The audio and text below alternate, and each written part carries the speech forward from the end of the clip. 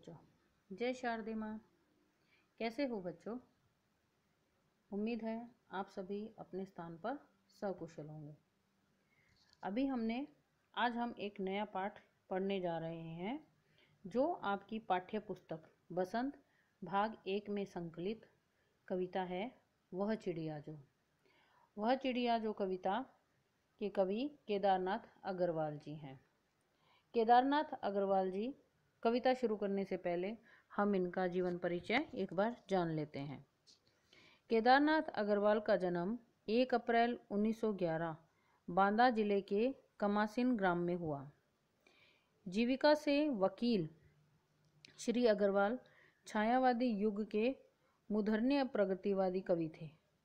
अनूठा शब्द चयन और भावा अभिव्यक्ति में चित्रात्मकता इनकी विशेषता है। युग की गंगा, नींद के बादल आदि इनकी अनेक रचनाएं हैं। तो चलिए बच्चों, आज हम इनके द्वारा रचित कविता पढ़ने जा रहे हैं।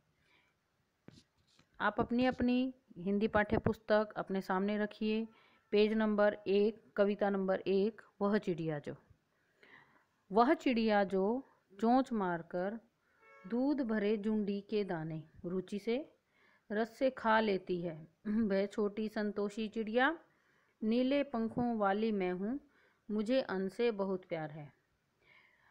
कवि ने इस कविता के माध्यम से एक चिड़िया की सभी विशेषताओं को उजागर किया है और चिड़िया के माध्यम से हमें ये बताने का प्रयत्न किया है कि हमें भी जितना मिले उतने में ही सब्र रखना चाहिए, अर्थात संतोष रखना चाहिए।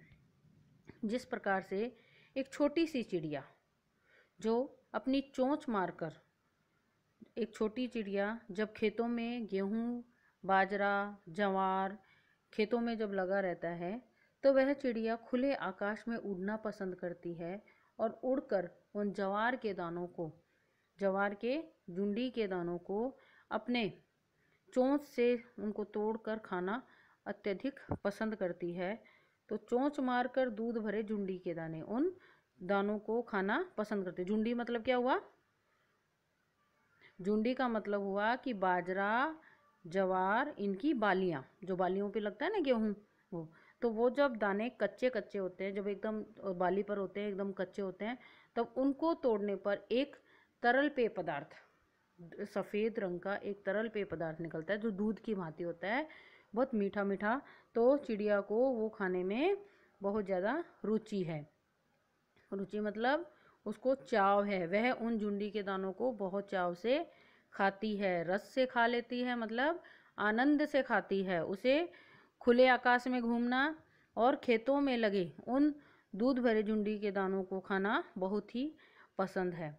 वह छोटी संतोषी चिड़िया, वह छोटी सी चिड़िया तो छोटी सी होती है ना, तो वो संतोषी है। संतोषी यानी सब्र करने वाली। वो उन थोड़े से दानों में ही सब्र कर लेती है। उसकी सिर्फ इतनी ही भूख है, उसे ज़्यादा पूरा खेत नहीं चाहिए।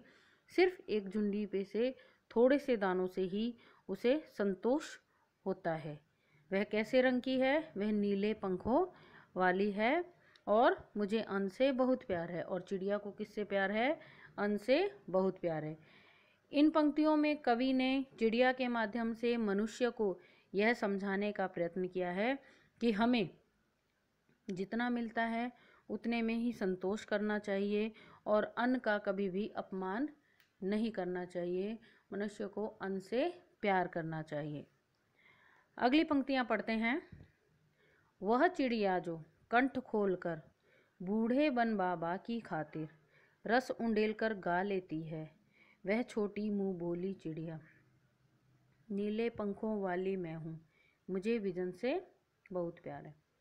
इन पंक्तियों में कवि चिड़िया की विशेषता बताते हुए कहते हैं कि वह चिड़िया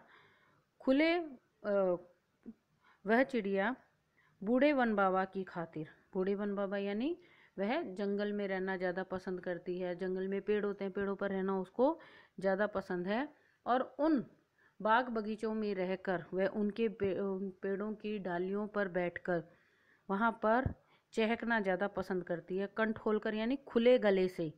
और पुराने वन में, बूढ़े वन बाबा यानी पुराने वन के वृक्षों की खातिर, उनके लिए रस उंडेल कर गा लेती है, अपने रुचि से, अपने बहुत ही आनंद से वहाँ वह चहचहाती है। उसे किससे प्यार है?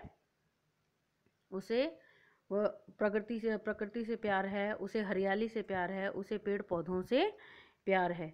वह छोटी मुंह बोली चिड़िया, नीले पंखों वाली मैं हूँ। वह छोटी सी चिड़िया है, उसे सबके साथ बहुत ज़्यादा लगाव है। वह मुंह बोली चिड़िया है, उसे हम सभी पहचानते हैं। मुंह बोली यानी कि उसे हम सब लोग पहचानते हैं। वह चिड़िया कैसी है? नीले पंखों वाली है। मुझे विजन से बहुत प्यार है। चिड़िया को किससे प्यार है? विजन यानी एकांत या सुनेपन से। जंगल में क्या होता है? एकांत होता है, वहाँ पर किसी का शोर शराबा नहीं होता, सिर्फ वृक्ष के पत्तों का हिलना, हवा का शोर और पक्षियों का चहचहाना, सिर्फ यही होता है। और शहरों की तरह नहीं है कि वहाँ पर ट्रैफिक है, वहाँ पर म्यूजिक है, ऐसा कुछ नहीं होता है। वहाँ पर सिर्फ इतनी शांति होती है और चिड़िया को इन सब से बहुत प्यार है।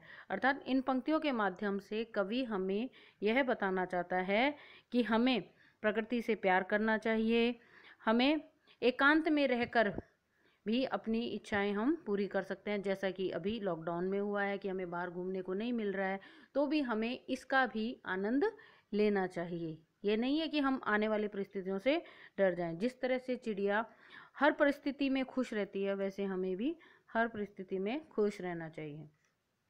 अगली पंक्तियां कुछ इस प्रकार हैं। वह चिड़िया जो चोंच मारकर चढ़ी नदी का दिल टटोलकर जल का मोती ले जाती है, वह छोटी गर्वीली चिड़िया, नीले पंखों वाली मैं हूँ, मुझे नदी से बहुत प्यार है। इन पंक्तियों में कवि हमें चिड़िया की विशेषताओं के विषय में बताते हैं कि चिड़िया वह छोटी सी चिड़िया है, वह अपनी चोंच मारकर नदी का जल अपनी चोंच में भर लेती है और अपनी प्यास बुझा लेती है। जबकि नदी क्या है? जब नदी का जल, जो बहती हुई नदी में से उसका जल उड़ते उड़ते उसका जल अपनी चोंच में ले तो समझो वो कितनी मेहनती है और कितनी वो साहसी है ना? कि उफनती नदी का जल भी वह अपनी चोंच में भर लेती है। जल का मोती ले जाती है मतलब कि अपनी चोंच में जल का एक बूंद ले लेती है। वह बाहुबली है, वह बहुत ही हिम्मत वाली है। वह छोटी गर्वीली चिड़िया, वह चिड़िया, उस चिड़िया को अपने ऊपर तो गर्व होगा ना, क्योंकि वो बहते हुए जल को भी अपनी चोंच में भर लेती है, तो इसलिए चिड़िया को अपने ऊपर बहुत गर्व है। नीले पंखों वाली मैं हूँ, मुझे नदी से बहुत प्यार है। वह चिड़िया कैसी है? नीले पंखों वाली है और उसे नदी के बहते हुए जल से बहुत प्यार है। चिड़िया को किन किन चीज़ों से प्यार है? नदी के बहते जल से प्यार है, और वह जंगल से बहुत प्यार करती है, वन बाग बगीचों से बहुत प्यार करती है। और किससे प्यार करती है चिड़िया? चिड़िया को बूढ़े वन बाबा से बहुत प्यार है। वह सबकी मुंह बोली यानी वह सबकी जानी पहचानी चिड़िया है और उसे जुंडी के दाने बहुत पसंद है और वह थोड़े से में ही संतोष कर लेती है और उसे अन्न से बहुत प्यार है। यहाँ पर चिड़िया की विशेषताएं बताई गई हैं कि उसे किन किन चीज़ों से प्यार है। अब हम जरा पाठ के बारे में जान लेते हैं। कवि ने बताया है कि उसके स्वभाव में, किसके स्वभाव में? चिड़िया के स्वभाव में, कि कवि के हिसाब से यहाँ पर जो चिड़िया बताई गई है, चिड़िया कई रंगों की होती है, पर यहाँ पर कवि के हिसाब से चिड़िया कैसे रंग की है? नीले पंखों वाली एक छोटी सी चिड़िया। वह संतोषी है, वह अन्न से प्यार करती है, वह अपनेपन के साथ कंठ खोलकर पुराने घने वन में बेरोक गाती है, उसे कोई रोक टोक नहीं होती है वहाँ पे। वह मुंह बोली है, एकांत में भी उमंग से रहती है, खुशी से रहती है एकांत में भी। वह उफनती नदी के जल की मोती को भी अपनी चोंच में भर लेती है, यानी कि वह विषम परिस्थितियों में भी खुश रह सकती है। उसे स्वयं पर गर्व है, वह साहसी है, उसे नदी से लगाव है। कवि ने अपने भीतर की कल्पित चिड़िया के माध्यम से मनुष्य के महत्वपूर्ण गुणों को उजागर किया। मनुष्य में ये सारे गुण होने चाहिए। उसे प्रकृति से प्रेम होना चाहिए, उसे एकांत से भी प्रेम होना चाहिए, उसे वन बागों से भी प्यार होना चाहिए, और अन्न का मनुष्य को कभी भी अनादर नहीं करना चाहिए। अन्न का हमेशा सम्मान करना चाहिए। तो बच्चों, इसके साथ हमने इस कविता के माध्यम से जाना कि मनुष्य को किन चीज़ों से प्रेम करना चाहिए।